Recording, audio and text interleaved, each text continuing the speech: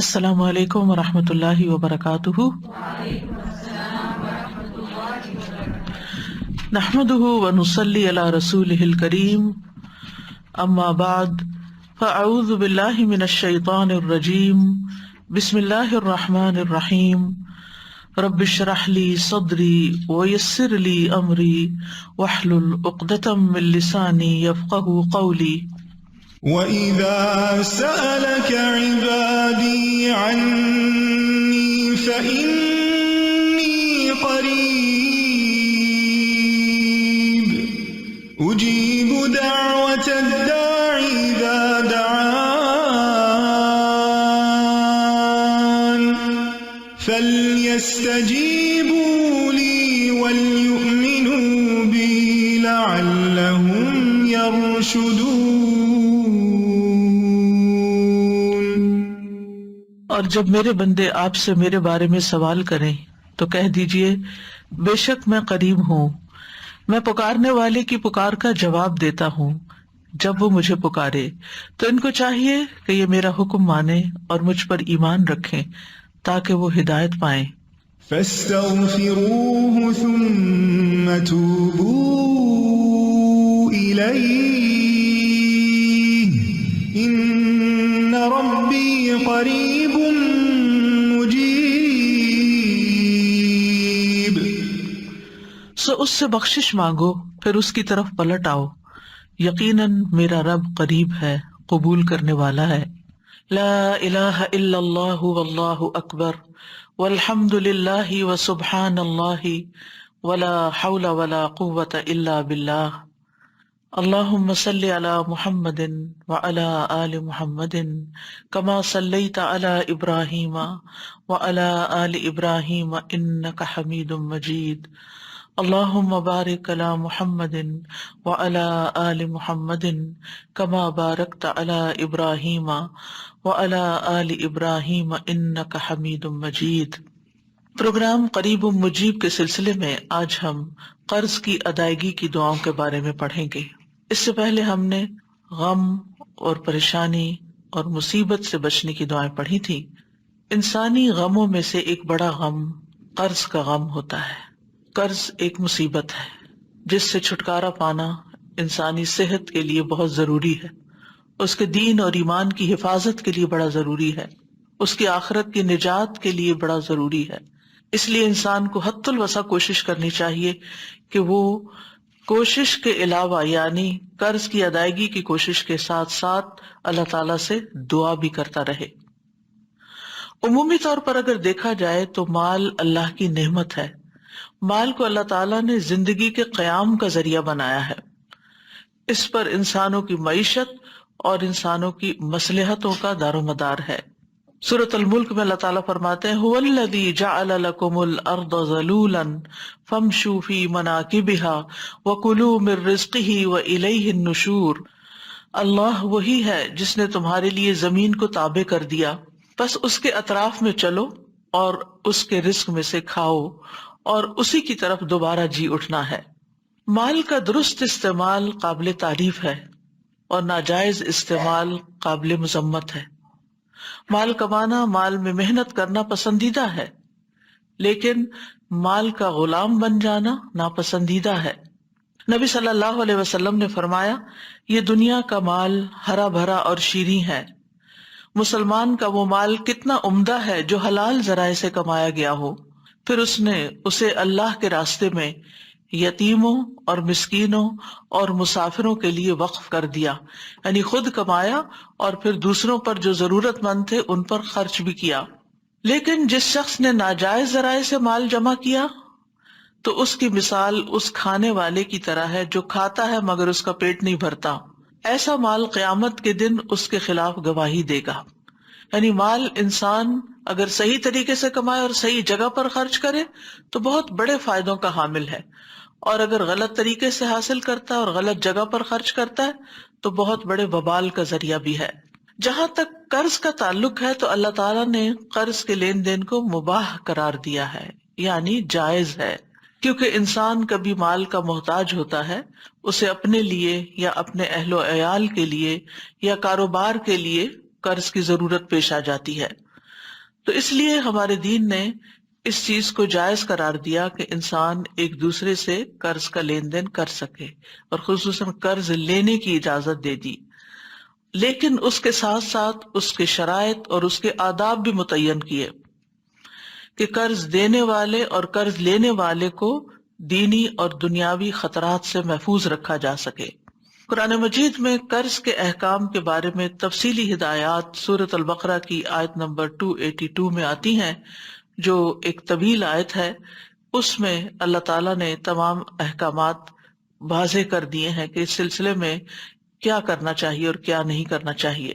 یا ایھا الذین آمنوا اذا تداینتم بدین الی اجل مسمی فاکتبوہ، اے لوگو جو ایمان لائے ہو، جب تم ایک مقرر وقت تک کے لیے آپس میں قرض کا لین دین کرو تو اسے لکھ لیا کرو۔ تو یہ پہلی ہدایت ہے، اور اس کے بعد اور بھی دیگر ہدایات ہیں جو قرض کے لین دین کرنے والے قرآن مجید کی اس آیت سے پڑھ کر سمجھ سکتے ہیں۔ جہاں تک قرض دینے کی بات ہے، یعنی قرض دینا، ایک ہے قرض لینا اور ایک ہے قرض دینا، تو اللہ سبحانہ وتعالی ہر رات تہائی رات کو قرض دینے کے لیے پکارتا ہے۔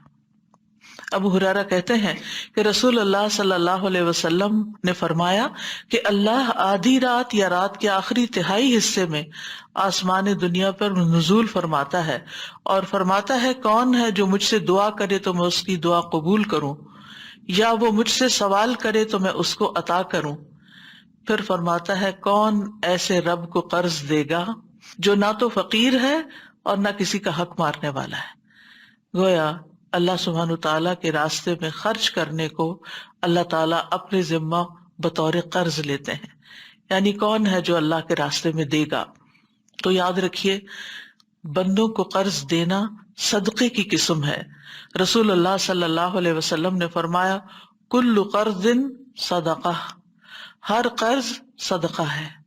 ابن مسعود سے روایت ہے کہ نبی صلی اللہ علیہ وسلم نے فرمایا جو مسلمان بھی دوسرے مسلمان کو دوبارہ قرض دے تو اسے ایک مرتبہ اتنا مال صدقہ کرنے کا ثواب ملے گا، یعنی ڈھیر مال صدقہ کرنے کا ثواب ملے گا۔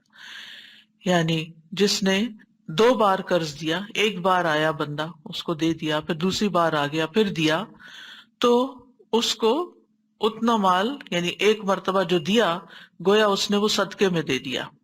پھر ایک اور روایت کے مطابق گردن آزاد کرنے، یعنی غلام کو آزاد کرنے کے برابر ثواب ہے۔ رسول اللہ صلی اللہ علیہ وسلم نے فرمایا جس نے دودھ کا عطیہ دیا، یعنی کسی کو دودھ گفٹ کیا، یا چاندی قرض دی، یا کسی کو راستہ بتایا، اسے غلام آزاد کرنے کے برابر ثواب ملے گا۔ کسی کو دودھ پلانا یا قرض دینا یا پھر راستہ بتانا، یہ بھی بہت بڑا کام ہے، کیونکہ عام طور پر جب انسان اپنے کاموں میں مصروف ہوتا ہے اور اس سے کوئی پوچھ لے کہ یہ کام کیسے کیا جاتا ہے، یہ اس جگہ کیسے پہنچ سکتے ہیں، پہلے تو انسان کو گھر سے باہر کے سفر پہ راستہ نہیں ملتا تھا، اور اب تو ہمیں اپنے گیجٹس کے اندر بہت سے راستے تلاش کرنے پڑتے ہیں۔ تو جب آپ اپنے بچوں سے کہتے ہیں یا کسی سے کہتے ہیں کہ مجھے ذرا گائیڈ کر دیں تو تھوڑے سے اریٹیٹ بھی ہو جاتے ہیں۔ تو مراد یہ ہے کہ کسی بھی انسان کی مدد کرنا اس طور پر کہ وہ اپنی منزل تک پہنچ جائے، یہ بھی صدقہ ہے اور غلام آزاد کرنے کے برابر ثواب ملتا ہے۔ قرض کا اجر جنت کے دروازے پر لکھا ہوا ہے۔ ابو امامہ سے روایت ہے کہ رسول اللہ صلی اللہ علیہ وسلم نے فرمایا ایک آدمی جنت میں داخل ہوا، وہ کیا دیکھتا ہے کہ اس کے دروازے پر لکھا ہوا ہے کہ صدقہ کا ثواب 10 گنا اور قرض کا ثواب 18 گنا ہے، اور یہ ڈیپینڈ کرتا ہے کہ کس نیت اور کتنے اخلاص کے ساتھ دیا، پھر اس کے مطابق زیادہ کم بھی ہو جاتا ہے۔ اس کی بنیادی وجہ کیا ہے؟ کیونکہ صدقہ تو انسان اپنے دل کی خوشی کے ساتھ دیتا ہے، یعنی صدقہ کرنے کے لیے آپ کو کوئی مجبور نہیں کرتا، اور جتنا آپ کے پاس ہوتا ہے خاموشی کے ساتھ آپ صدقہ کر دیتے ہیں اور آپ کو ایک عجب طرح کی خوشی ہوتی۔ لیکن جب کوئی قرض مانگنے آتا ہے، کوئی قرض کا سوال کر بیٹھتا ہے، تو انسان کا دل کچھ نہ کچھ ضرور تنگ پڑتا ہے کہ اب میں اپنی ضروریات میں سے نکال کر اپنا مال اس کو دے دوں، مجھے کیا ملے گا؟ اسی لیے آپ دیکھیے کہ سود کی لعنت ایجاد ہوئی کہ میں نے اگر اپنا مال کسی کو دیا ہے تو مجھے دنیا میں ہی انسٹنٹ اس کا فائدہ ملنا چاہیے۔ یہیں پر مجھے اس کے اوپر کچھ نہ کچھ پرسنٹیج واپس ملنی چاہیے، اور اس چیز کو ریجیکٹ کیا گیا، اس کو ناپسندیدہ قرار دیا گیا، اس کو حرام قرار دیا گیا۔ تو بہرحال آج ہم انشاءاللہ پڑھیں گے وہ دعا جو قرآن مجید میں بھی آتی ہے، اور اس کا کچھ حصہ سنت سے بھی ہے، جس کے پڑھنے سے قرض ادا ہو جاتا ہے۔ ارشاد باری تعالیٰ ہے، قل اللهم مالك الملك تؤتي الملك من تشاء وتنزع الملك ممن تشاء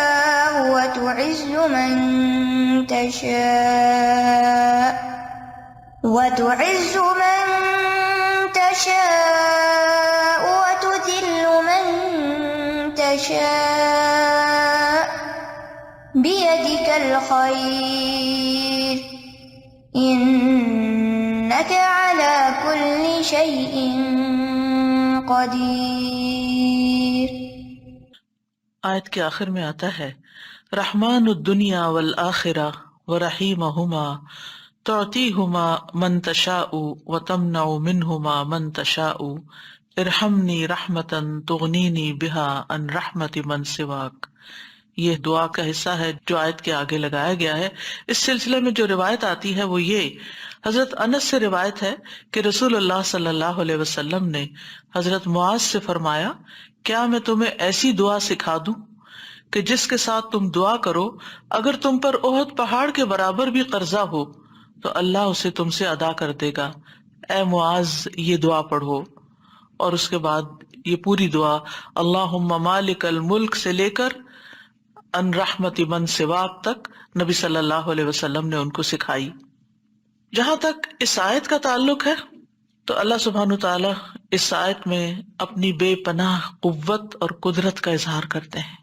یہ اللہ تعالیٰ کا ایک تعارف بھی ہے کہ ہر قسم کی بادشاہت اللہ کے لیے ہے۔ وہی ہے جو اپنی مخلوق میں سے زمین میں جس کو چاہتا ہے بادشاہت، دولت، علم، اقتدار اور پاور کی جتنی بھی قسمیں ہیں وہ عطا کرتا ہے، اور جس سے چاہتا ہے چھین لیتا ہے، جس سے چاہتا ہے واپس لے لیتا ہے، جس کو چاہتا ہے عزت دیتا ہے اور جس کو چاہتا ہے ذلت دیتا ہے۔ خیر کے سارے خزانوں کا مالک وہی ہے، اصل کنٹرول اس کے ہاتھ میں ہے، فیصلے وہاں سے ہوتے ہیں۔ اللہم لا مانع لما اعطیت ولا معطی لما منعت ولا ينفع ذا الجد منک الجد۔ کوئی روک نہیں سکتا جسے اللہ عطا کرے، اور کوئی دے نہیں سکتا جس کو اللہ نہ دے، جس سے اللہ روک دے۔ اس لیے اللہ سبحانہ تعالیٰ سے انسان کو خیر اور بھلائی کا سوال کرتے رہنا چاہیے، اور اگر انسان قرض جیسی مصیبت میں پھنس گیا ہے تو اللہ تعالیٰ کی ان صفات کا واسطہ دے کر، ان کو وسیلہ بنا کر اللہ تعالیٰ سے دعا کرنی چاہیے۔ اس آیت کا شان نزول کچھ یوں ہے، ابن عباس کہتے ہیں اور انس بن مالک بھی دونوں روایت کرتے ہیں کہ جب رسول اللہ صلی اللہ علیہ وسلم نے مکہ فتح کیا اور اپنی امت سے فارس اور روم کی بادشاہت کے فتح ہونے کا وعدہ کیا تو منافق اور یہود کہنے لگے کہ ناممکن ہے، ناممکن ہے، پاسبل ہی نہیں، یہ تو بہت دور کی بات ہے۔ یعنی مکہ ابھی فتح ہوا ہے اور خوشخبری دی جا رہی ہے کہ روم اور فارس فتح ہو جائیں گے، محمد کیسے فارس اور روم کی بادشاہت کر سکتے ہیں؟ فارس اور روم والے تو ان سے بہت زیادہ طاقتور ہیں، بہت مضبوط ہیں۔ کیا محمد صلی اللہ علیہ وسلم کے لیے مکہ اور مدینہ کافی نہیں، یہاں تک کہ وہ فارس اور روم کی بادشاہت کی توقع لگا رہے ہیں؟ اس پر اللہ سبحانہ تعالیٰ نے یہ آیت نازل فرمائی کہ یہ تو اللہ کے فیصلے ہیں، جس کو چاہے بادشاہت عطا کرے اور جس سے چاہے وہ چھین لے۔ یعنی انسان اپنی سوچ میں بہت لمیٹڈ ہے، بہت محدود ہے، بہت چھوٹی سوچ ہے، اس میں ابنڈنس نہیں ہے، لیکن اللہ سبحانہ تعالیٰ کے خزانے تو کہیں وسیع ہیں، وہ تو جو چاہے کر سکتا ہے، جس کو جتنا چاہے عطا کر سکتا ہے۔ تو اس لیے جب بھی انسان کے دل پر کوئی ایسی گھبراہٹ چھانے لگے، چاہے مال سے متعلق ہو، چاہے کسی اور انسان کے مسئلے سے متعلق ہو، تو اس وقت انسان اللہ تعالیٰ کی ان صفات کا واسطہ دے کر دعا کرے، یعنی اپنے رب کی تعظیم کرتے ہوئے، اپنے رب کی بڑائی کا اظہار کرتے ہوئے اس کا شکر ادا کرتے ہوئے، اس پر توکل کرتے ہوئے، اس سے تضرع اور عاجزی کرتے ہوئے اللہ تعالیٰ کی بارگاہ میں یوں پکارے اس کو، اے اللہ، اے بادشاہت کے مالک، قل اللہم مالک الملک، کہہ دیجئے اے اللہ جو مالک ہے ملک کا، یعنی ساری بادشاہت کا تو مالک ہے۔ مراد اس سے کیا ہے؟ نمبر ایک، دنیا اور آخرت کے جتنے بھی معاملات ہیں وہ سب تیرے کنٹرول میں ہیں۔ دوسری بات یہ ہے کہ بندوں کا بھی مالک ہے، اور جو بندوں کے ہاتھ میں ہے، جو بندوں کی پوزیشن میں، اس کا بھی تو مالک ہے، مالک الملک۔ اور پھر اسی طرح بندوں کو کوئی بھی چیز دینے کا اختیار تیرے پاس ہے، چاہے وہ مال و دولت ہو، چاہے وہ نبوت ہو، کیونکہ لوگوں کو اس پر بھی اعتراض ہوتا تھا نا کہ محمد صلی اللہ علیہ وسلم کو کیوں نبی بنا دیا گیا، بلکہ ہر نبی کے بارے میں اس کی قوم کو اعتراض رہا۔ تو یہ بھی اللہ تعالیٰ کی اپنی تقسیم ہے، اللہ کی دین ہے، جس کو چاہے نبوت عطا کرے، جس کو چاہے مال دے، جس کو چاہے علم دے، جس کو چاہے بادشاہت دے، جس کو چاہے کوئی اقتدار دے، اور اسی طرح ان کو ریورس بھی کرنے پر پوری طرح قادر ہے، کوئی بھی اس پر اعتراض نہیں کر سکتا، کیونکہ حقیقی مالک اللہ ہے۔ فتعال اللہ الملک الحق لا الہ الا ہوا رب العرش الکریم، سورۃ المؤمنون میں آتا ہے، بس بہت بلند ہے اللہ جو سچا بادشاہ ہے، اس کے سوا کوئی معبود نہیں، عزت والے عرش کا رب ہے، زمین و آسمان کی ہر چیز کا مالک ہے، چھوٹی چیز ہو یا بڑی چیز ہو، چاہے آسمان پہ نظر آنے والے سورج اور چاند، آج صبح اگر چاند آپ نے دیکھا ہو تو چاہے دن کو نکلا ہوا سورج ہو، رات کو نکلا ہوا چاند ہو، فل مون ہو، سارے کے سارے جو ہیں وہ رات ہو دن ہو، یہ اللہ تعالیٰ نے ان کو مسخر کر رکھا ہے، سب اس کے حکم کے مطابق چلتے ہیں اور اسی کے مطابق طلوع ہوتے ہیں اور غروب ہوتے ہیں، وہی ان کو بنانے والا ہے، وہی ان کو چلانے والا ہے، وہی ان کی رفتار مقرر کرنے والا ہے، وہی ان کے فائدے پہنچانے والا ہے، وہی ان کے نقصان سے بچانے والا ہے۔ یہ سب اللہ کے حکم سے ایک مقرر وقت تک کے لیے اپنے کام پر لگے ہوئے ہیں، چل رہے ہیں۔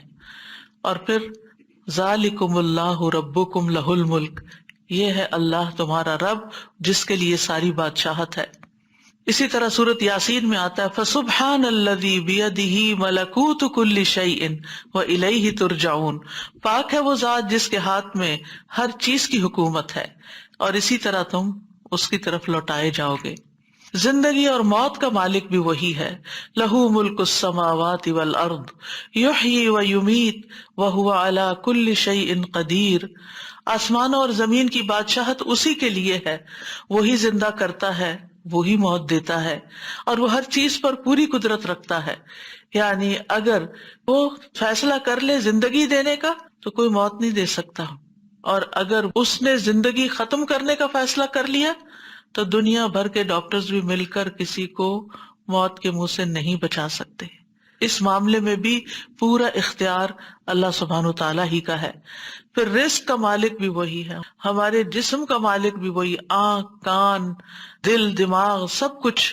اللہ تعالیٰ فرماتے ہیں قُلْ مَن يَرْزُقُكُم مِّنَ السَّمَاءِ وَالْأَرْضِ، ان سے پوچھئے کون ان کو رزق دیتا ہے آسمانوں اور زمین سے۔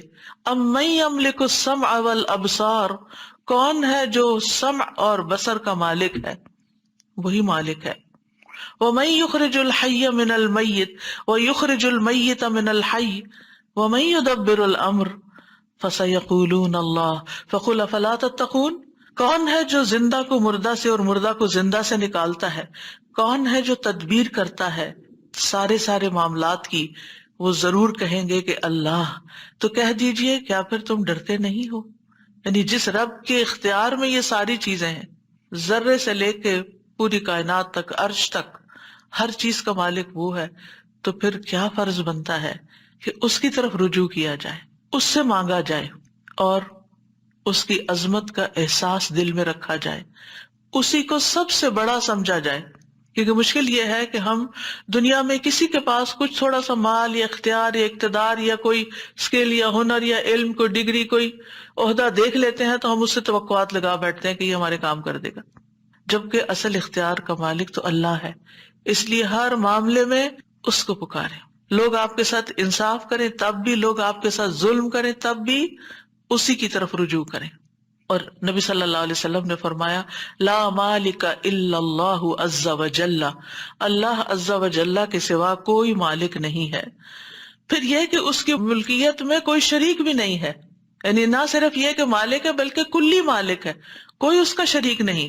الذی لہ ملک السماوات والارض ولم یتخذ ولدا ولم یکن لہ شریک فی الملک، وہ ذات کہ اسی کے لیے ہے آسمانوں اور زمین کی بادشاہت، اور اس نے نہ کوئی اولاد بنائی ہے اور نہ کبھی بادشاہت میں کوئی اس کا شریک رہا ہے.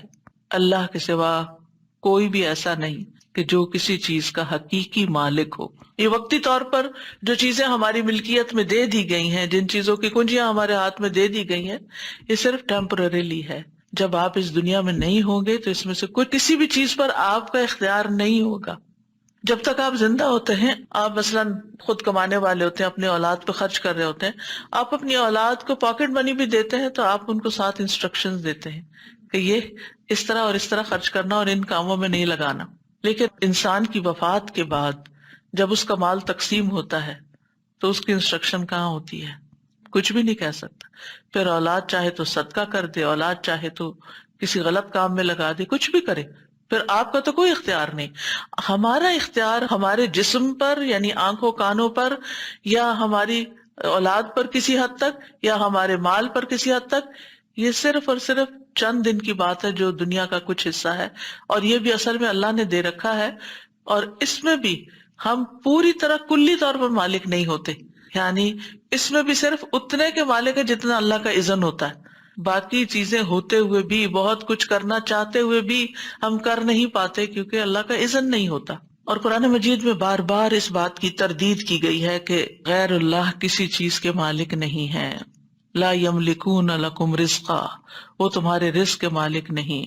لا یملکون مثقال ذرۃ فی السماوات ولا فی الارض، وہ آسمان و زمین میں ذرے کے برابر بھی کسی چیز کے مالک نہیں. اب یہ ہے کہ اللہ سبحانہ وتعالیٰ کے مالک ہونے کا تقاضا کیا ہے کہ ہم اس کو مالک سمجھیں، اس کی طرف رجوع کریں، اس سے دعا کریں، اپنی محتاجی اور فقر کا اظہار اس کے سامنے کریں. نبی صلی اللہ علیہ وسلم نے فرمایا جب رات کا 1/3 حصہ گزر جاتا ہے تو اللہ تعالیٰ آسمانی دنیا پہ نزول فرماتے ہیں اور اعلان کرتے ہیں، میں ہوں بادشاہ، میں ہوں بادشاہ، کون ہے جو مجھ سے دعا کرے کہ اسے قبول کر لوں، کون ہے جو مجھ سے سوال کرے کہ میں اس کو عطا کر دوں، کون ہے جو مجھ سے بخشش طلب کرے تو میں اسے بخش دوں. اور یہ اعلان مسلسل طلوع فجر تک ہوتا رہتا ہے، یعنی جب تک فجر کی اذان نہیں ہو جاتی یہ اعلان ہوتا رہتا ہے. اب یہ ہم پر ہے کہ ہم کتنا مانگتے ہیں. اور آج کل کتنا اچھا موقع ہے، ہر کوئی سحری کے لیے اٹھتا ہے، تو اس وقت یہ دعائیں تو کم از کم کر لیں. کوئی حاجت ہے تو مانگ لیں، کون ہے جو مجھ سے سوال کرے تو میں اسے عطا کر دوں، کیا چاہیے مانگو عطا کروں، کون ہے جو مجھ سے بخشش مانگے تو میں اسے بخش دوں. کیونکہ رات کا آخری حصہ وَبِالْأَسْحَارِ هُمْ يَسْتَغْفِرُونَ گناہوں کی بخشش مانگنے کے لیے ہوتا ہے. یعنی یہ 2 خاص چیزیں. اور پھر عمومی دعا، کون ہے جو مجھ سے دعا کرے تو میں اسے قبول کر لوں، یعنی کوئی بھی دعا جو آپ کریں. پھر فرمایا تؤتی الملک من تشاء وتنزع الملک ممن تشاء، تو جس سے چاہتا ہے بادشاہت دیتا ہے اور جس سے چاہتا ہے چھین لیتا ہے.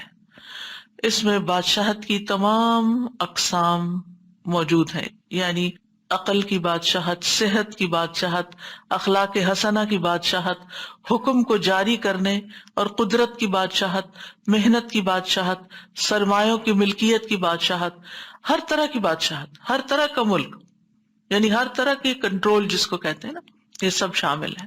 اللہ سبحانہ وتعالیٰ ہمیں عطا کرتا ہے، تو تل ملک دیتا ہے، ہمیں کلی مالک نہیں بناتا، دیا ہے اس نے، رکھو امانت ہے. اسی لیے آپ دیکھیں کہ جو مومن بندے ہوتے ہیں جب ان کے ہاتھ سے کوئی چیز چلی جاتی ہے، کوئی مال چلا جاتا ہے یا اولاد میں سے کوئی چلا جاتا ہے، تو وہ کیا کہتے ہیں کہ یا اللہ یہ تیری امانت تھی، تو نے واپس لے لی، ہم تیرے فیصلے پر راضی ہیں. اور اس طرح اللہ تعالیٰ ان کے دل کو قرار دے دیتا ہے کہ میرے بندے نے خوشی خوشی امانت واپس کر دی. یہ ہماری جان بھی کیا ہے، یہ ہمارا بدن کیا ہے، ہمارے پاس امانت ہے، اور ایک دن ہمیں یہ واپس لوٹا دینی ہے جو اس کا اصل مالک ہے. یعنی ہم بے اختیار ہیں، ہم صاحب اختیار نہیں ہیں، اصل مالک اللہ رب العزت ہے، مطلقاً اختیار اسی کے پاس ہے. تو چونکہ اللہ مالک بناتا ہے بندے کے پاس جو کچھ ہوتا ہے اللہ نے دیا ہوتا ہے، اس لیے بندے کو چاہیے کہ اس پر اللہ ہی کی مرضی کے مطابق تصرف کرے. وہ کس طرح چاہتا ہے کہ ہم اپنی آنکھیں استعمال کریں، وہ کیا چاہتا ہے کہ ہم اپنی زبان کیسے استعمال کریں، وہ کیا چاہتا ہے کہ ہم اپنے کان کہاں استعمال کریں، وہ کیا چاہتا ہے کہ ہم اپنے پاؤں کہاں استعمال کریں، وہ کیا چاہتا ہے کہ ہم اپنا مال کہاں استعمال کریں. جتنی بھی چیزیں اللہ نے ہمارے اختیار میں دی ہیں، ان سب کے بارے میں ہمیں ضرور دیکھنا چاہیے کہ کیا وہ اللہ کی مرضی کے مطابق استعمال ہو رہی ہیں یا اللہ کی ناراضگی کے ساتھ استعمال ہو رہی ہیں. کیونکہ اللہ سبحانہ تعالیٰ جب چاہے ان کو واپس بھی لے سکتا ہے. اگر ہم نے اللہ کو ناراض کیا تو وہ کچھ بھی واپس لے سکتا ہے، کیونکہ اصل اختیار تو اس کا، اصل مالک تو وہی ہے. تو تنزع الملک، تو ملک کو کھینچ لیتا ہے.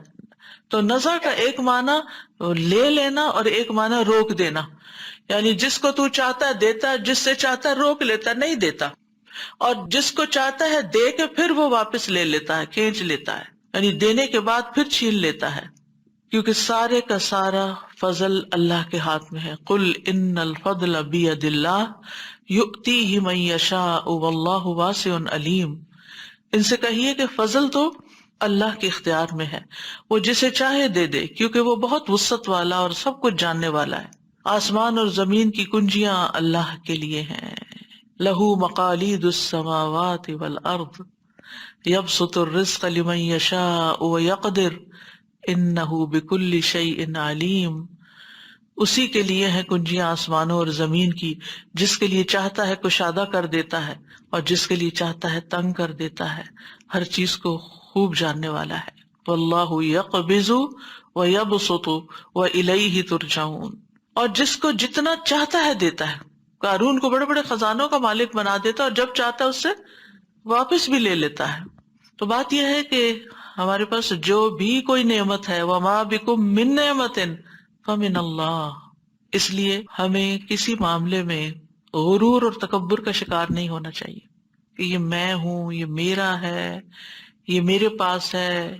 یہ 4 ہلاک کر دینے والے کلمات ہیں جو قرآن مجید میں آئے ہیں. انا خیر منہ، انا میں، لی الیس لی ملک مصر. انا خیر منہ کس نے کہا تھا؟ شیطان نے. اور الیس لی ملک مصر فرعون نے کہا تھا. اندی میرے پاس ہے. قال انما اوتیتہ علی علم اندی، قارون نے کہا تھا. نحن اولو قوت، ہم قوت والے ہیں. یہ کس نے کہا تھا؟ ملکہ سبا جو تھی اس کے درباریوں نے کہا تھا. لیکن ان سب کی قوت اور پاور اور ان کے اختیارات اور ملکیت پھر کہاں گئی؟ یہ عام لوگوں جیسے نہیں تھے، ان کے پاس بہت بڑی بڑی قوتیں تھی، بہت بڑا بڑا اختیار تھا. وہ چلا گیا تو پھر ہم جیسے معمولی لوگوں کا کیا حال ہے. اس لیے کسی بھی چیز پر فخر اور غرور نہیں ہونا چاہیے.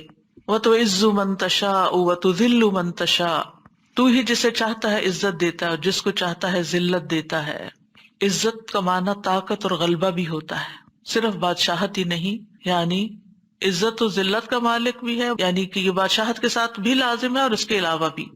یعنی اطاعت کے ذریعے عزت اور نافرمانی کے ذریعے ذلت دیتا ہے، مدد دے کر عزت اور مغلوب کر کے ذلت دیتا ہے، مال دے کر عزت اور محتاج کر کے ذلت دیتا ہے. یہ سب کچھ اللہ کے اختیار میں.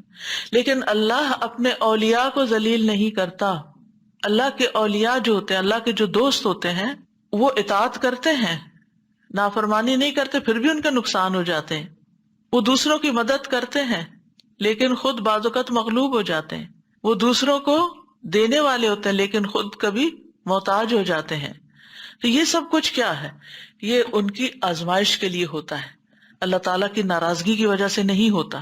یعنی اللہ تعالیٰ ان کو ذلیل نہیں کرنا چاہتا بلکہ اس کے عوض ان کو اجر عظیم دینا چاہتا ہے، ان کو مزید نوازنا چاہتا ہے. وہ چھوٹی چیز لیتا ہے اور ہمیشہ بڑی دیتا ہے، چاہے دنیا میں دے چاہے آخرت میں دے. بعض اوقات دونوں جگہ دیتا ہے. یعنی اللہ سبحانہ تعالیٰ ایک حرف پڑھنے کی 10 نیکیاں دیتا ہے. کمی تو اس کے پاس ہے ہی نہیں، وہ بہت کچھ دینے والا ہے. تو جو بندے اطاعت کے ساتھ، اللہ کی فرما برداری کے ساتھ اللہ کی مدد مانگتے رہتے ہیں، اللہ سبحانہ تعالیٰ ان کو بھی دیتا ہے، دنیا میں بھی دیتا ہے، اور آخرت میں تو پھر اس نے وعدے ہی کر رکھے ہیں. اس کے برعکس جب انسان خود پسند بنتا ہے اور اکڑتا ہے اور غرور کرتا ہے اور بڑی بڑی باتیں زبان سے نکال لیتا ہے تو بعض اوقات پھر کیا ہوتا ہے، اللہ تعالیٰ اس کو بے یار و مددگار چھوڑ دیتے ہیں، اس کو ذلت سے دو چار کر دیتے ہیں۔ بیدک الخیر، خیر تو صرف تیرے ہاتھ میں ہے، یعنی ہر طرح کی خیر اللہ کے پاس ہے۔ اور ید کا لفظ یہاں پورے مکمل کنٹرول کے لیے بھی ہے نا، یعنی اللہ کے ہاتھ میں، کسی اور کے ہاتھ میں نہیں۔ خیر کیا ہوتی ہے؟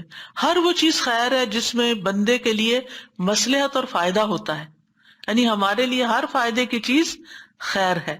یہ خیر خواہ دنیا کے کاموں میں ہو یا آخرت کے کاموں میں ہے، رزق ہے، صحت ہے، علم ہے، مال ہے اور نیک عمل، یہ سب خیر ہی خیر ہے، ان سب پر خیر کا اطلاق ہوتا ہے۔ اور یہ نہیں کہا کہ بیدک الشر، کیونکہ والشر لیس الیک، شر کی نسبت اللہ کی طرف نہیں کرتے۔ اللہ سبحانہ تعالیٰ نے ہر چیز کے اندر خیر شر رکھ دیا ہے، لیکن وہ جس بندے کے ساتھ اس کا واسطہ پڑتا ہے اس کے حساب سے اس کے لیے خیر یا شر بن جاتی ہے۔ تو اللہ سبحانہ تعالیٰ خیر ہی کا کام کرتا ہے، شر کا کام نہیں کرتا۔ لیکن ایک ہی چیز آپ نے دیکھا ہوگا، ایک بندے کے لیے خیر کا سبب ہوتی ہے، اسی طرح کی وہی چیز دوسرے بندے کے لیے شر کا سبب ہوتی ہے۔ اب آپ دیکھیں بعض لوگوں کے جسم میں نمک کی کمی ہو جاتی ہے، تو نمک تو بذات خود نمک ہے نا، وہ تو خیر شر نہیں ہے نا، لیکن وہ نمک ایک بندے کے لیے خیر کا باعث بن جاتا ہے جس کے جسم سے نمک کم ہو رہا ہو اور وہ مرنے کے قریب ہو تو اس کو یعنی کہ ایکسٹرا پہنچاتے ہیں۔ ایک بندہ جو بلڈ پریشر کا مریض ہے اس کے لیے نمک زندگی ختم کرنے کا ذریعہ۔ اب نمک تو نمک ہے، تو اللہ کی ایک نعمت ہے، ایک کو فائدہ دے رہا ہے ایک کو نقصان دے رہا ہے، تو نمک میں شر نہیں ہے، تو اس کے استعمال کرنے والے کی نسبت سے اس کے لیے فائدہ یا نقصان ہے۔ انک علی کل شیء قدیر، بے شک تو ہر چیز پر خوب قدرت رکھتا ہے، ہر چیز کا مالک تو ہے۔ تو پھر جب ہر چیز پر قادر وہ ہے تو ہمیں اپنے معاملات اللہ کے سپرد کر دینے چاہیے، اور پھر اس بات پر پورا یقین رکھنا چاہیے کہ سارے اختیارات، ہر قسم کی بھلائی اس کے ہاتھ میں ہے اور کمال قدرت کا مالک ہے۔ اس لیے اپنے قرضوں کی ادائیگی میں بھی، مالی مشکلات میں بھی اسی کی طرف رجوع کرنا چاہیے اور اس سے دعا کرنی چاہیے۔ یعنی انسان کوشش تو کرتا ہے لیکن بعض اوقات کوششیں کسی نتیجے پر نہیں پہنچتی، یا یہ کہ وہ کوشش اس حد تک نہیں ہو پاتی باوجود کوشش کے جو ضروری ہوتی ہے، جو مطلوبہ ہوتی ہے۔ مثلاً آپ کو اگر اس چھت پہ چڑھنا ہے تو اس کے لیے اتنی سیڑھیاں آپ کو چاہیے جو چھت تک لے جائے۔ اگر آپ کی سیڑھی آدھے راستے تک جاتی ہے تو پھر کیا ہوگا؟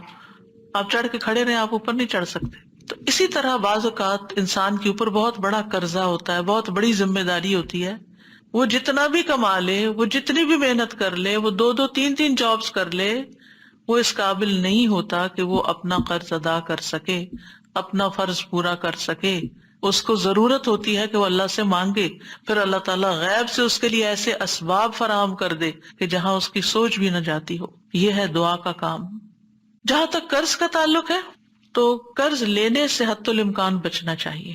ہر معاملے میں انسان اللہ سے مدد مانگے، قرض سے بچے۔ طارق کہتے ہیں کہ انہوں نے ابن ابی اوفا سے سنا کہ ایک شخص کے بارے میں سوال کیا گیا کہ کیا وہ قرض لے کے حج کر سکتا ہے، قرض لے کے چلا جائے؟ انہوں نے کہا وہ اللہ سے رزق مانگے، قرض نہ مانگے، یعنی قرض نہ لے، اللہ سے رزق مانگے کہ اللہ اتنی وسعت پیدا کر دے کہ وہ حج کر سکے۔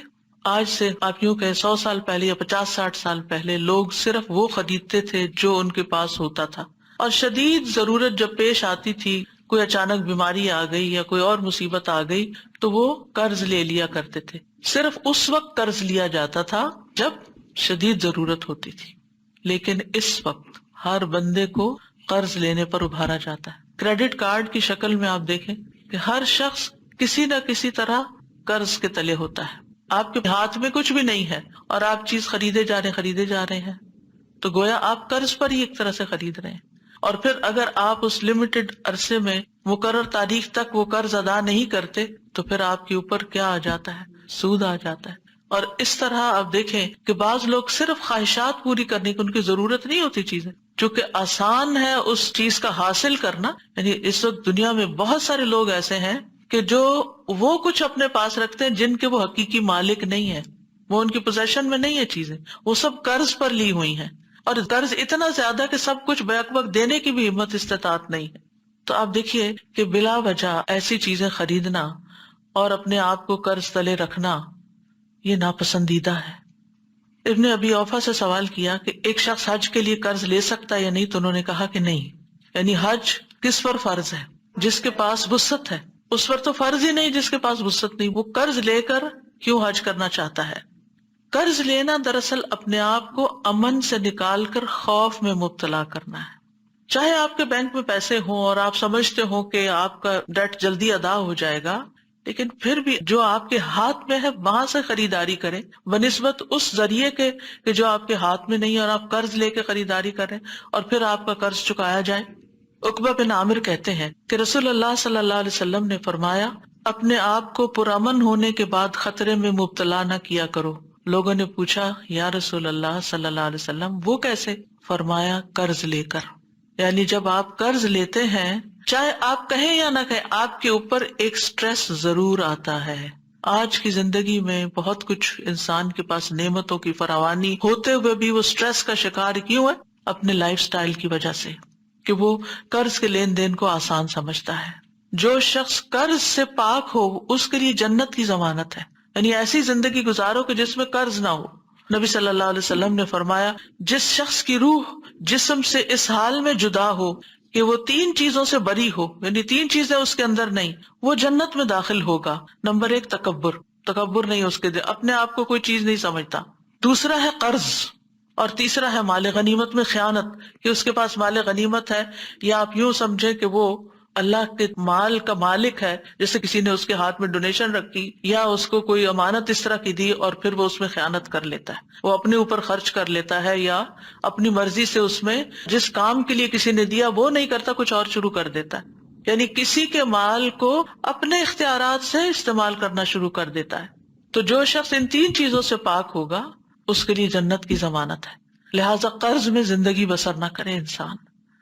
ہاں، اگر کسی کے پاس کوئی شرعی مقصد ہو تو اس کے لیے قرض لینے کا جواز ہو سکتا ہے، یعنی شرعی طور پر ضرورت مند ہے. رسول اللہ صلی اللہ علیہ وسلم نے فرمایا، اللہ قرض لینے والے کے ساتھ ہے یہاں تک کہ وہ اپنا قرضہ ادا کر دے، بشرطے کہ قرضہ ایسے مقصد کے لیے نہ ہو جو اللہ کو ناپسند ہے. راوی کہتے ہیں کہ عبداللہ بن جعفر اپنے خزانچی سے فرماتے تھے کہ جاؤ اور میرے لیے قرضہ لاؤ، اس لیے کہ مجھے ناپسند ہے کہ میں ایک رات بھی ایسی گزاروں مگر یہ کہ اللہ میرے ساتھ ہو. جب سے میں نے اللہ کے رسول صلی اللہ علیہ وسلم کی یہ حدیث سنی، یعنی اگر کسی نے جائز مقصد کے لیے قرض لے رکھا ہے تو اللہ تعالیٰ اس کی مدد کرے گا، اس کا قرضہ بھی اترے گا اور اللہ اس کے ساتھ ہے. اور یہ کون شخص ہے؟ جو واقعی شدید ضرورت مند ہے، حقیقی معنوں میں ضرورت مند ہے. اس سلسلے میں ایک اور بات بھی یاد رکھیے کہ بعض اوقات آپ کو اپنی ذاتی ضرورت کے لیے قرض نہیں لینا ہوتا، لیکن آپ کے سامنے کوئی ایسا شخص آ جاتا ہے جو انتہائی شدید حاجت کا شکار ہے اور آپ خود کچھ نہیں کر سکتے، تو آپ کسی سے قرض لے کر اس کی مدد کر سکتے ہیں، کیونکہ اس کو کوئی قرضہ نہیں دے گا. لیکن آپ کی چونکہ ایک ریلائبلٹی ہے، ٹرسٹ ہے لوگوں کو آپ پر، تو آپ کو کوئی دے دے گا تو آپ لے کر اس کی ضرورت پوری کر دیں اور پھر آپ اپنا قرضہ ادا کرتے رہیں. بلال رضی اللہ عنہ سے مروی ہے کہ جب رسول اللہ صلی اللہ علیہ وسلم کے پاس کوئی انسان آتا، آپ اس کو ننگا دیکھتے، یعنی اس کے پاس پراپر ڈریس نہیں ہے، تو مجھے حکم کرتے، میں جاتا اور قرض لے کر اس کے لیے چادر خرید لاتا، اسے پہننے کے لیے دیتا اور اسے کھانا کھلاتا. یعنی یہ ایک جائز صورت ہے جس میں انسان ایسا کر سکتا ہے، لیکن وہ بھی ادائیگی کی نیت کے ساتھ. جہاں تک قرض کے آداب کا تعلق ہے تو قرض کے تمام لین دین میں مدتوں کی تحدید ضروری ہے کہ کتنے عرصے کے لیے قرض لیا جا رہا ہے. اوپن اینڈ نہیں ہونا چاہیے، 10 دن کے لیے دے دیں، 10 مہینے کے لیے دے دیں، 10 سال کے لیے دے دیں. تو ٹائم پیریڈ الی اجل مسمى. دوسری بات یہ کہ لیتے یا دیتے وقت اس کو لکھنا ضروری ہے. تیسری بات یہ کہ لکھنے والا عدل و انصاف کے ساتھ لکھے، کسی قرابت یا عداوت سے متاثر نہ ہو. چوتھی بات یہ ہے کہ قرض دار جب لوگوں کے حقوق کاتب کو لکھوائے تو اللہ سے ڈرے اور اس میں کمی بیشی نہ کرے. نمبر 5، خرید و فروخت اور لین دین میں گواہ مقرر کرنا بہتر ہے، نہ ہو تو کوئی بات نہیں. نمبر 6، گواہ 2 مرد یا 1 مرد اور 2 عورتیں ہوں گی. 2 عورتیں کیوں؟ تاکہ ان پر ذمہ داری کم آئے، بوجھ کم پڑے. نمبر 7، جب گواہ کی ضرورت پڑے تو اس کو انکار نہیں کرنا چاہیے، اسے حاضر ہو جانا چاہیے گواہی دینے کے لیے. قرض واپس مانگنے والے کو اجازت ہے کہ وہ سختی کر سکتا ہے، سختی سے واپس مانگ سکتا ہے۔ ایک شخص نبی صلی اللہ علیہ وسلم کے پاس اپنے قرض کا تقاضا کرنے کے لیے آیا اور سخت گفتگو کرنے لگا، یعنی اپنی گفتگو میں وہ ہارش ہو گیا۔ آپ کے صحابہ غصے میں اس کی طرف بڑھے کہ تم اللہ کے رسول صلی اللہ علیہ وسلم کے ساتھ یہ معاملہ کر رہے ہو، لیکن رسول اللہ صلی اللہ علیہ وسلم نے فرمایا کہ اسے چھوڑ دو، کیونکہ جس کا کسی پر حق ہو تو وہ بات کہنے کا بھی حق رکھتا ہے۔ پھر آپ نے فرمایا اس کے قرض والے جانور کی عمر کا ایک جانور اسے دے دو۔ صحابہ نے عرض کیا یا رسول اللہ صلی اللہ علیہ وسلم، اس سے زیادہ عمر کا جانور تو ہے لیکن اس عمر کا نہیں ہے جتنا اس کو دینا بنتا ہے۔ آپ نے فرمایا اسے وہی دے دو، کیونکہ سب سے اچھا آدمی وہ ہے جو دوسروں کا حق پوری طرح ادا کرتا ہو۔ لیکن اگر کسی کے پاس مال ہے اور وہ قرض دینے میں ٹال مٹول کر رہا ہے، جان بوجھ کے نہیں دے رہا کہ میں تھوڑا اور انجوائے کر لوں کسی اور کے مال سے، تو یہ انتہائی غلط ہے۔ رسول اللہ صلی اللہ علیہ وسلم نے فرمایا قرض ادا کرنے میں مالدار کی طرف سے ٹال مٹول کرنا ظلم ہے، اور اگر تم میں سے کسی کا قرض کسی مالدار کے حوالے کیا جائے تو اسے قبول کرے، یعنی قرض خواہ کو کہا جائے کسی دوسرے نے میرا قرض دینا ہے اس سے لے لو، تو وہ مان جائے اچھا ٹھیک ہے میں اس سے لے لیتا ہوں۔ قرض ادا کرنے کی قدرت ہونے کے باوجود اگر کوئی ٹال مٹول کرے تو سزا بھی دی جا سکتی ہے۔ رسول اللہ صلی اللہ علیہ وسلم نے فرمایا مالدار آدمی کا ٹال مٹول کرنا اس کی عزت کو حلال کر دیتا ہے، یعنی لوگ پھر اس پہ باتیں بنانے لگتے ہیں، اس کی سزا کو جائز کر دیتا ہے۔ ابن مبارک کہتے ہیں عزت حلال کرنے کا مطلب ہے کہ اس سے سخت کلامی کی جائے، اور سزا کا مطلب ہے کہ اس کو قید کر دیا جائے، یعنی اس پر کوئی عدالت کی طرف سے پھر پنشمنٹ دی جائے۔ قرض کو ہمیشہ اچھے طریقے سے ادا کرنا چاہیے۔ جابر بن عبداللہ کہتے ہیں میں نبی صلی اللہ علیہ وسلم کی خدمت میں حاضر ہوا، آپ اس وقت مسجد میں تشریف فرما تھے، آپ نے فرمایا پہلے 2 رکعت نماز پڑھ لو، اور میرا نبی صلی اللہ علیہ وسلم پر کچھ قرض تھا جسے آپ نے ادا کیا اور زیادہ دیا، یعنی جب آپ لوٹاتے تھے تو زیادہ دیتے تھے، کمی نہیں کرنی چاہیے۔ جس کا قرض دینا ہو اس کو ہدیہ نہیں دینا چاہیے، یعنی آپ اس کو گفٹ نہیں دے سکتے۔ مثلاً آپ نے کسی سے قرضہ لیا، قرضہ لوٹانے کی بجائے آپ اس کو گفٹ دے رہے ہیں، یہ درست نہیں، یہ سود ہوگا۔ سعید بن ابی بردہ اپنے والد سے روایت کرتے ہیں کہ میں مدینہ آیا تو میں نے عبداللہ بن سلام رضی اللہ عنہ سے ملاقات کی، انہوں نے کہا آؤ میں تمہیں ستو اور کھجور کھلاؤں گا، اور تم ایک مکان میں داخل ہو گئے جس میں رسول اللہ صلی اللہ علیہ وسلم بھی تشریف لے گئے تھے۔ پھر آپ نے فرمایا، یعنی کہ رسول اللہ صلی اللہ علیہ وسلم نے فرمایا، یعنی حدیث سنائی، تمہارا قیام ایک ایسے ملک میں ہے جہاں سودی معاملات بہت عام ہیں، اگر تمہارا کسی شخص پر کوئی حق ہو اور پھر وہ تمہیں ایک تن کے یا جو کے دانے یا گھاس کے برابر بھی ہدیہ دے، اسے قبول نہ کرنا کیونکہ یہ سود ہوگا، یعنی جس سے قرضہ لیا ہوا ہو اس کو گفٹ دینا سود بنتا ہے۔ اسی طرح ہمارا دین ہمیں یہ بھی سکھاتا ہے کہ کسی کے قرضے کی ذمہ داری لے لی جائے، کسی غریب نے قرضہ لیا وہ نہیں ادا کر پا رہا تو اس کی طرف سے ادا کر دیا جائے۔ مقدام کندی سے مروی ہے، وہ کہتے ہیں کہ رسول اللہ صلی اللہ علیہ وسلم نے فرمایا ہر مومن کے لیے اس کی اپنی ذات سے بھی زیادہ میں قریب ہوں، جو شخص قرض یا چھوٹی اولاد چھوڑ کر مر جائے وہ میرے ذمہ ہے، یعنی رسول اللہ صلی اللہ علیہ وسلم اس کی اولاد کی کفالت بھی کریں گے اور اس کا قرضہ بھی ادا کریں گے، اور جو شخص مال چھوڑ کر جائے وہ اس کے وارثوں کا ہے۔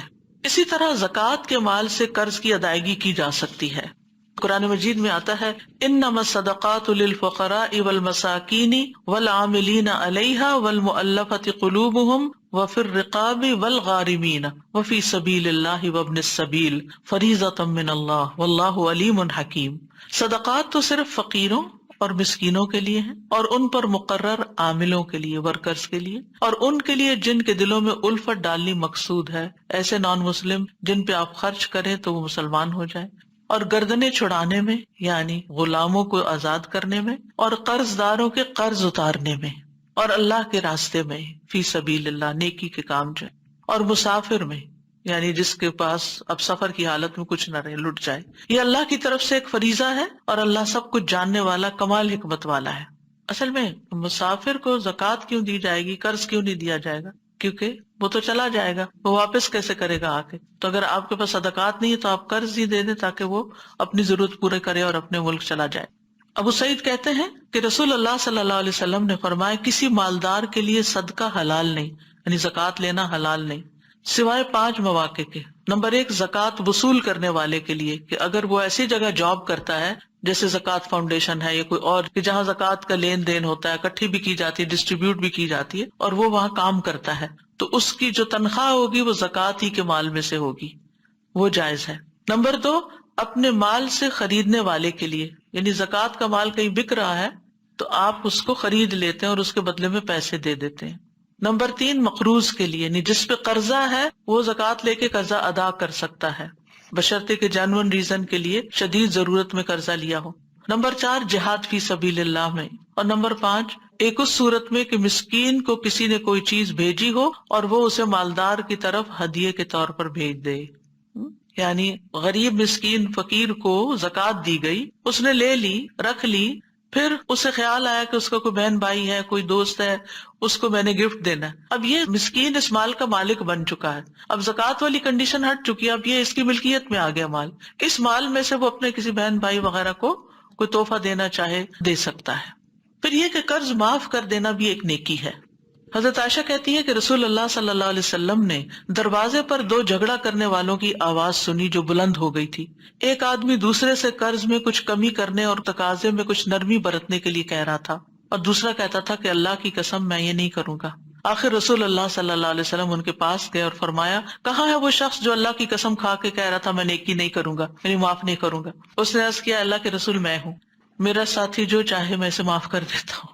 یہ رسول اللہ صلی اللہ علیہ وسلم کی محبت تھی اور ان کے کہنے کے انداز کی خوبصورتی تھی، اور ان کا لحاظ تھا لوگوں کو کہ جیسے وہ کہتے تھے لوگ ویسے کر لیا کرتے تھے۔ کسی کا قرض ادا کرنے سے قیامت کے دن کی سختیوں سے بھی نجات ملتی ہے۔ ابو قتادہ نے اپنے ایک قرض دار سے قرض کا مطالبہ کیا تو وہ ان سے چپ گیا، پھر وہ اس سے ملے تو اس نے کہا میں تنگ دست ہوں۔ ابو قتادہ نے کہا اللہ کی قسم، اس نے کہا اللہ کی قسم۔ ابو قتادہ نے کہا میں نے رسول اللہ صلی اللہ علیہ وسلم سے سنا، آپ فرماتے تھے جس کو یہ پسند ہو کہ اللہ اسے قیامت کے دن کی سختیوں سے نجات دے، اسے چاہیے کہ وہ مفلس کو مہلت دے یا اسے معاف کر دے، یعنی اس کا قرضہ معاف کر دے اگر واقعی وہ غریب ہے۔ لیکن بعض اوقات لوگوں کے پاس ہوتا بھی ہے اور ٹال مٹول کرتے ہیں، یہ ظلم ہے۔ ان کو نہ بھی آپ معاف کریں تو کوئی بات نہیں، لیکن جو حقیقی ضرورت مند ہے، مثلا کسی کی سیلری ہے وہ بہت محدود ہے اور اس نے کسی مشکل وقت قرضہ بھی لے لیا، اب سیلری سے تو مہینہ بھی نہیں گزرتا، وہ قرضے کے لیے کہاں سے رقم نکالے؟ تو ایسی صورتحال کو پھر دیکھ کے معاملہ کرنا چاہیے۔ ایک شخص لوگوں کو قرض دیا کرتا تھا اور اپنے خادموں کو اس نے یہ کہہ رکھا تھا کہ جب تم کسی مفلس کو دیکھو جو میرا قرض دار ہو تو اس کو معاف کر دیا کرو، ممکن ہے اللہ ہمیں بھی معاف فرما دے۔ آپ نے فرمایا موت کے بعد جب وہ اللہ سے ملا تو اللہ نے اس کو بخش دیا، کیونکہ وہ لوگوں کے قرضے معاف کر دیا کرتا ہے، یعنی جو نہیں دے سکتا نہ دے، جانے دو اس کو۔ خود سامنے بھی نہیں ہوتا تھا کہ کوئی شکریہ ادا کرے یا کوئی تعریف کرے۔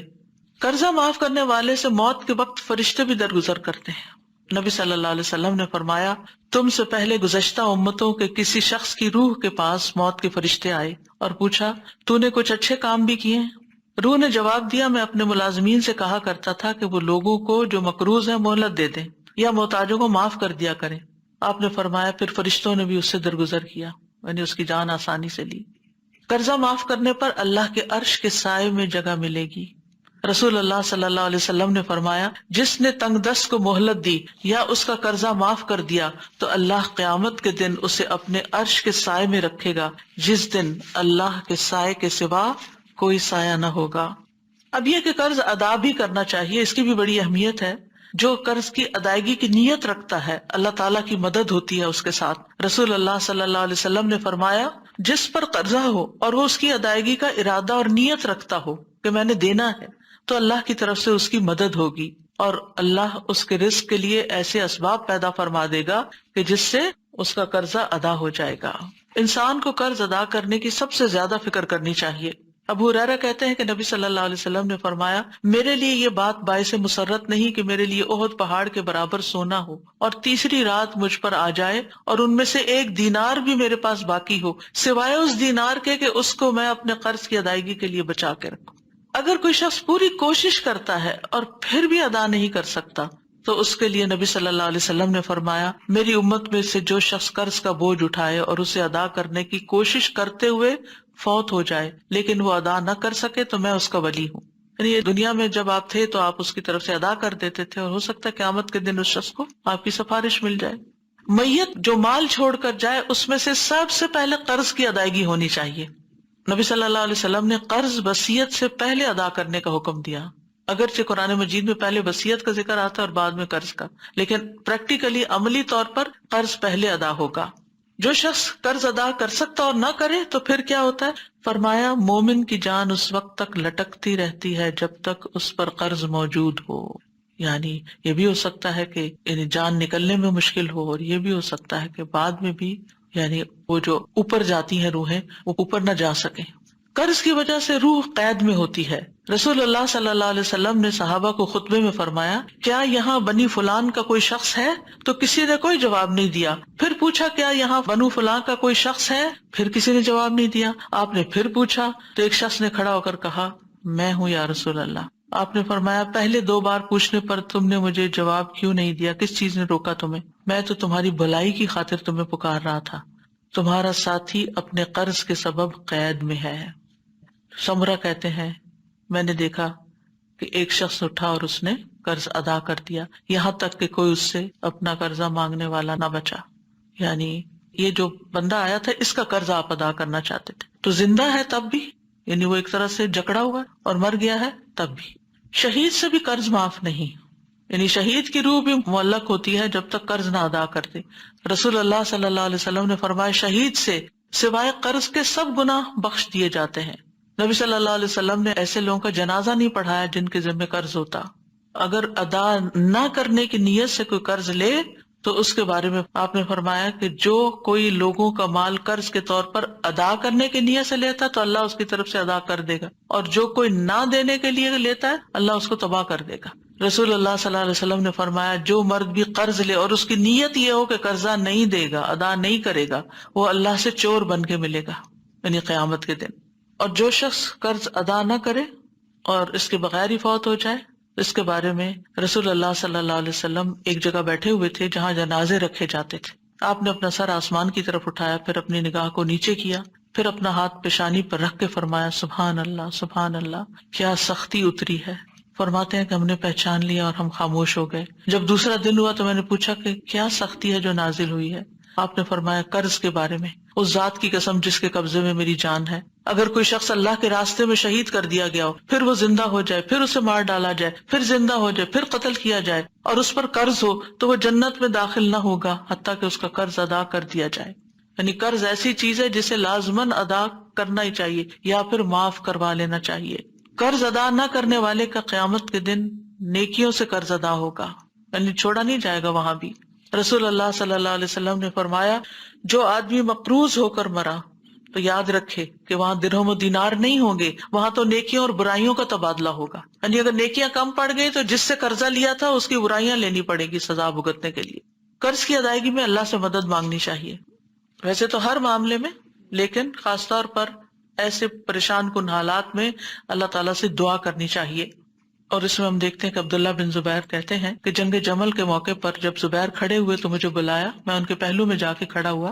انہوں نے کہا، میرے بیٹے آج کی لڑائی میں ظالم مارا جائے گا یا مظلوم؟ میں سمجھتا ہوں کہ آج میں مظلوم قتل کر دیا جاؤں گا، اور مجھے سب سے بڑی فکر اپنے قرضوں کی ہے. کیا تمہیں بھی کچھ اندازہ ہے کہ قرض ادا کرنے کے بعد ہمارا کچھ مال بچ سکے گا؟ پھر انہوں نے کہا، میرے بیٹے ہمارا مال فروخت کر کے اس سے قرض ادا کر دینا. اور فرمایا، بیٹا اگر قرض ادا کرنے سے عاجز ہو جاؤ تو میرے مولا سے اس میں مدد چاہنا. عبداللہ کہتے ہیں کہ قسم اللہ کی میں ان کی بات سمجھ نہ سکا. میں نے پوچھا، اے میرے بابا، من مولا کا، آپ کے مولا کون ہے؟ انہوں نے کہا، اللہ. عبداللہ کہتے ہیں، اللہ کی قسم ان کے قرض ادا کرنے میں جب بھی مجھے مشکل پیش آئی میں نے اسی طرح دعا کی، یا مولا زبیر اقض عنہ دینہ، اے زبیر کے مولا ان کی طرف سے ان کا قرض ادا کر دے، تو ادائیگی کی کوئی نہ کوئی صورت پیدا ہو جاتی. پھر یہ ہے کہ اللہ پر بھروسہ کرنا چاہیے. ابن قیم کہتے ہیں، جو اپنے مسائل اور مشکلات اور اہم کاموں میں اللہ پر بھروسہ کرتا ہے اللہ اس کو ہر چیز سے کافی ہو جاتا ہے جو بھی اس کو فکر میں ڈالتی ہے. یعنی جو اپنے معاملات اللہ کے سپرد کر دے گا، حوالے کر دے گا، اللہ سبحانہ وتعالیٰ اس کی پریشانی دور کر دیں گے. جتنا بندہ اللہ کے متعلق اچھا گمان کرتا ہے اور اچھی امید باندھتا ہے، سچا توکل کرتا ہے، تو اللہ تعالیٰ کبھی بھی اس کی آرزوؤں کو اپنے بارے میں ناکام نہیں کرتا. لیکن ہم ہی بری بری باتیں سوچتے ہیں، قصور ہمارا اپنا، اسی لیے ہمارا دل چھوٹا ہوا رہتا ہے اور ہم اداس رہتے ہیں اور غمگین اور پریشان رہتے ہیں. پریشانیوں سے نکلنے کا رستہ ہی یہی ہے کہ ہم اپنا گمان اللہ سے اچھا کر لیں کہ اللہ بہت اچھا کرے گا، اللہ تعالیٰ کر دے گا، اللہ ہے نا، اللہ کے ذمہ ہے، میں نے اپنا معاملہ اس کے سپرد کیا، یا اللہ تو ایسا کر دے. یعنی مالک الملک کے ساتھ اپنا تعلق مضبوط کرے اور اس سے اچھی امیدیں لگائے. وہ کہتے ہیں کہ جو اللہ پہ سچا توکل کرتا ہے اپنے توکل کو بھی پرکھا کرے.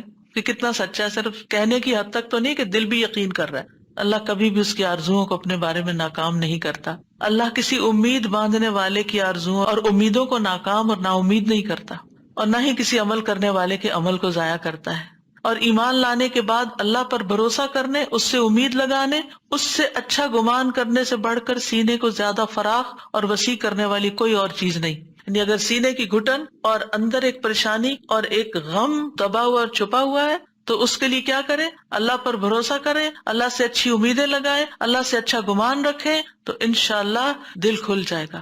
دیکھیں، حالات تو وقت کے ساتھ ہی بدلتے ہیں جب اللہ چاہے، لیکن انسان جو بوجھ تلے دبا ہوتا ہے نا، اس بوجھ کا ہٹنا ضروری ہے، اس سٹریس کا دور ہونا بڑا ضروری ہے، اور اس کے لیے انسان اللہ تعالیٰ سے اچھی امیدیں رکھے اور اللہ کے فیصلوں پر یقین رکھے۔ ابن قیم کہتے ہیں، اگر کوئی شخص پہاڑ کو اس کی جگہ سے ہٹانے کا ارادہ کر لے اور اس کا اللہ پر پورا بھروسہ ہو تو وہ اس کو ہٹا لے گا، وہاں سے اس کو بھی ہٹا لے، کیونکہ اس نے اللہ پہ بھروسہ کیا، اللہ سے مدد مانگی۔ کیونکہ جب اللہ سے بھروسہ کرتے ہیں نا، وہ اللہ سے مدد مانگتے، پھر اللہ تعالیٰ مدد کرتا ہے اور بندہ اس مشکل سے نکل آتا ہے۔ ابن مسعود کہتے ہیں، مومن کو اللہ پر اچھا گمان کرنے سے زیادہ بہتر اور کوئی چیز نہیں دی گئی، قسم ہے اس ذات کی جس کے علاوہ کوئی معبود نہیں۔ جو بندہ بھی اللہ کے ساتھ اچھا گمان کرتا ہے، اللہ اس کے گمان کے مطابق اس کو عطا کر دیتا ہے۔ اس کی وجہ یہ ہے کہ بھلائی اللہ کے ہاتھ میں ہوتی ہے۔ اب قرض کی ادائیگی کے لیے جتنی دعائیں ہیں وہ اس کارڈ کے اندر موجود ہیں، میں ان کا ذکر آپ سے مختصراً کر دیتی ہوں، لیکن اس کو اپنے پاس رکھیے، اور جیسے قرآن مجید ہے اگر بڑی سائز کا تو اس کے اندر بک مارک کے طور پر بھی رکھ سکتے ہیں، اور قرآن مجید پڑھنے کے بعد بھی دعا قبول ہوتی ہے۔ تو جو کوئی بھی ایسی مالی مشکل کا شکار ہو وہ اللہ تعالیٰ سے یہ دعائیں پڑھ کر ضرور مدد مانگے۔ ان میں سب سے پہلی دعا تو یہی ہے اللہم مالک الملک والی، جس کا میں نے ابھی آپ کے سامنے ذکر کیا، اور اس کے آخر میں آتا ہے رحمان الدنیا والآخرہ، کہ اللہ تو دنیا اور آخرت کا رحمان ہے، ورحیمہما، اور ان پہ رحم کرنے والا ہے، وہ جس کو چاہتا ہے عطا کرتا ہے، جس سے چاہتا ہے روک دیتا ہے۔ تو اللہ تعالیٰ آپ میرے بارے میں بھی اچھا فیصلہ فرما دیں اور رحمت مانگے اللہ سے، ارحمنی رحمتن تغنینی بہا عن رحمت من سواک، یا اللہ مجھ پہ ایسی رحمت کر دے جو مجھے تیرے علاوہ کی رحمت سے بے نیاز کر دے۔ مطلب انسان کو یہ ہوتا ہے نا، لوگ بڑے ظالم ہیں، لوگوں کے دل میں ذرا رحم نہیں، لوگ خیال نہیں کرتے، تو ایسی صورت میں انسان کو کیا کرنا چاہیے؟ اللہ سبحانہ تعالیٰ سے ہی رحمت مانگنی چاہیے، اور وہی اس کے لیے کافی ہو جاتی ہے۔ اور اس دعا کے بارے میں آتا ہے کہ پہاڑ جتنا بھی قرض ہو تو ادا ہو جائے گا۔ ایک اور بڑی خوبصورت دعا ہے، اللہم رب السماوات ورب الارض ورب العرش العظیم ورب کل شیء فالق الحب والنوى ومنزل التوراة والانجیل والفرقان اعوذ بک من شر کل شیء انت آخذ بناصیته اللہم انت الاول فلیس قبلک شیء وانت الآخر فلیس بعدک شیء وانت الظاہر فلیس فوقک شیء وانت الباطن فلیس دونک شیء اقض عنا الدین واغننا من الفقر۔ اے اللہ، آسمانوں کے رب اور زمین کے رب اور عرش عظیم کے رب، اے ہمارے رب اور ہر چیز کے رب، دانے اور گٹلی کو پھاڑ کر اگانے والے، تورات، انجیل اور فرقان یعنی قرآن کو نازل کرنے والے، میں ہر شر سے، ہر شر والی چیز سے تیری پناہ چاہتا ہوں جس کی پیشانی تو ہی پکڑے ہوئے ہے۔ اے اللہ، تو سب سے پہلے ہے، تجھ سے پہلے کچھ نہ تھا، تو سب سے آخر ہے، تیرے بعد کچھ نہ ہوگا، تو ہی ظاہر ہے، بس تجھ سے اوپر کوئی بھی نہیں، تو ہی پوشیدہ ہے، بس تیرے سوا کوئی نہیں، ہمارا قرض ادا کر دے اور ہماری محتاجی سے ہمیں بے پرواہ کر دے۔ نبی صلی اللہ علیہ وسلم سونے سے پہلے اس دعا کو پڑھنے کا حکم دیتے تھے کہ اس وقت یہ دعا پڑھنی چاہیے۔ اس میں ساتوں آسمانوں اور زمینوں کے رب کو پکارا گیا ہے، پھر اللہ تعالیٰ کی مائٹ اور قدرت، ہر چیز کا مالک ہے۔ پچھلی دعا میں بھی اللہ کی ملکیت اور اللہ کی قدرت، بادشاہت کی بات تھی، یہاں بھی وہی بات ہے، کیونکہ لخلق السماوات والارض اکبر من خلق الناس، آسمانوں اور زمین کی تخلیق جو ہے وہ انسانوں کی تخلیق سے زیادہ بڑی چیز ہے۔ اور عرش کی جسامت تو آپ کو معلوم ہی ہے کہ ساتوں آسمان اور زمین اور جو کچھ ان میں ہے یہ سب اللہ کی کرسی کے آگے ایسے ہیں جیسے ایک صحرا میں پڑا ہوا رنگ ہو، اور عرش کے سامنے کرسی ایسے ہے جیسے صحرا میں پڑا ہوا ایک رنگ۔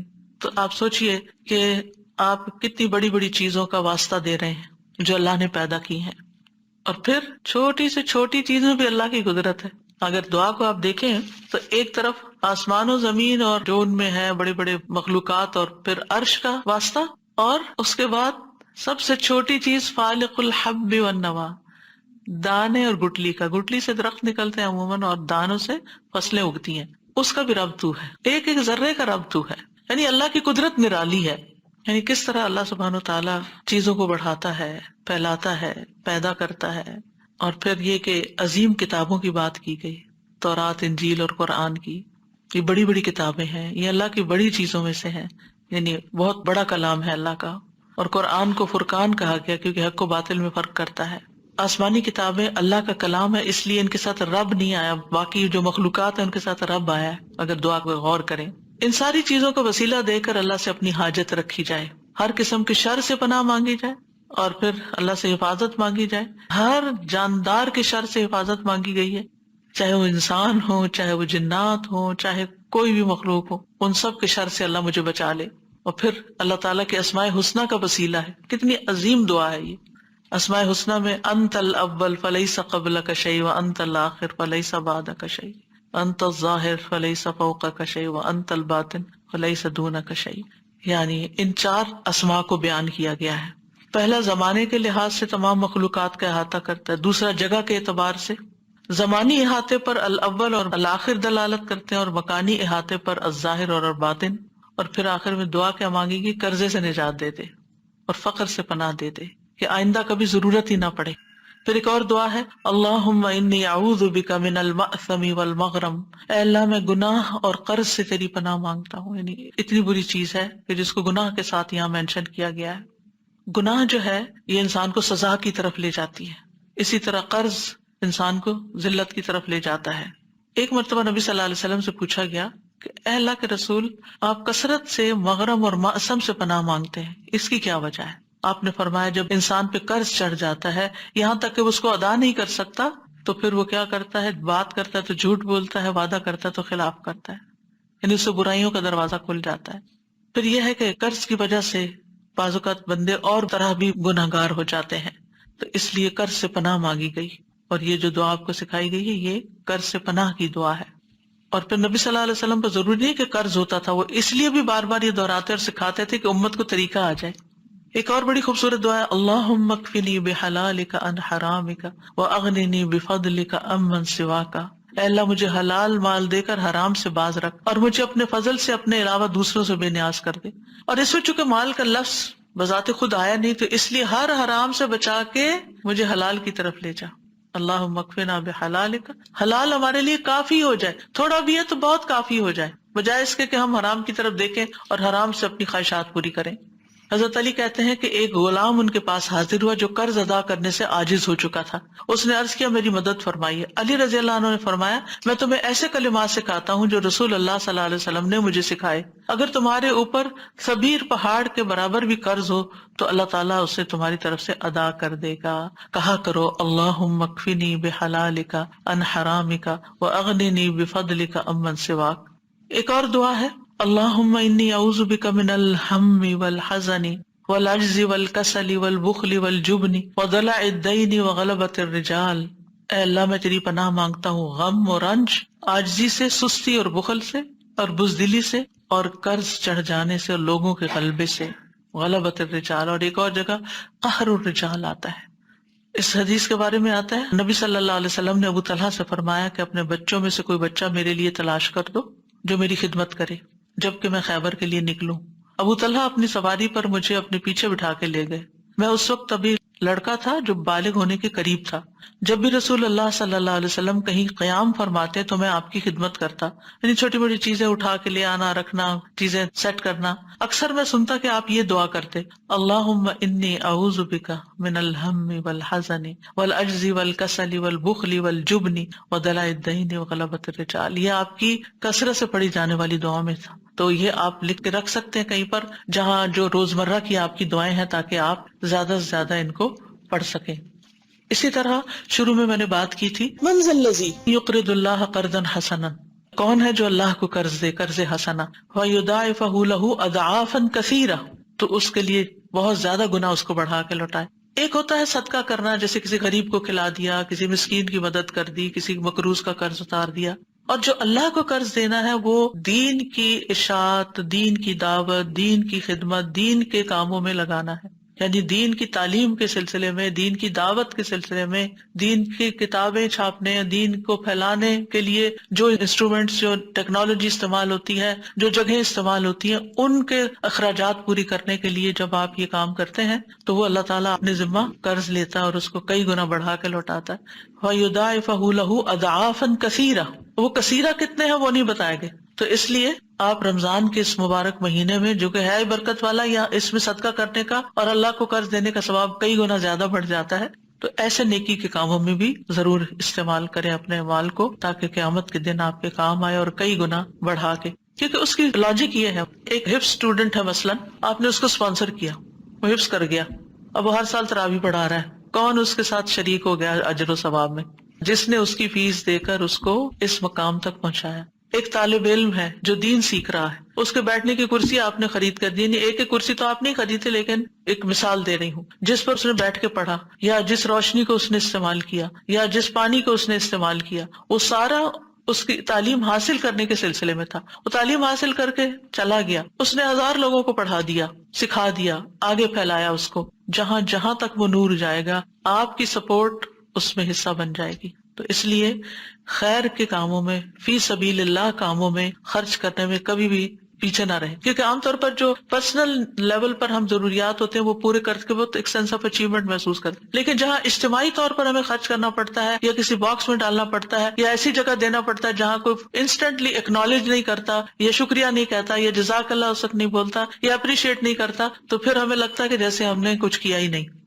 تو اس میں آپ کا معاملہ اللہ کے ساتھ ہونا چاہیے۔ 7 لوگ جو عرش کے سائے تلے ہوں گے، ان میں سے ایک وہ ہوگا کہ جس کا دایاں ہاتھ جو خرچ کرے بائیں کو بھی نہ پتا ہو کہ دائیں ہاتھ سے کیا نکلا ہے۔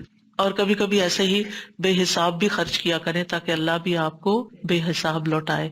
کل ہم ہدایت پہ ثابت قدمی کی دعا کے بارے میں پڑھیں گے انشاءاللہ، تاکہ جو کچھ ہم نے سیکھا ہے اللہ تعالیٰ ہمیں اس پر ثابت قدمی عطا کرے۔ وآخر دعوانا ان الحمد للہ رب العالمین۔ سبحانک اللہم وبحمدک، اشہد ان لا الہ الا انت، استغفرک واتوب الیک۔ السلام علیکم ورحمۃ اللہ وبرکاتہ۔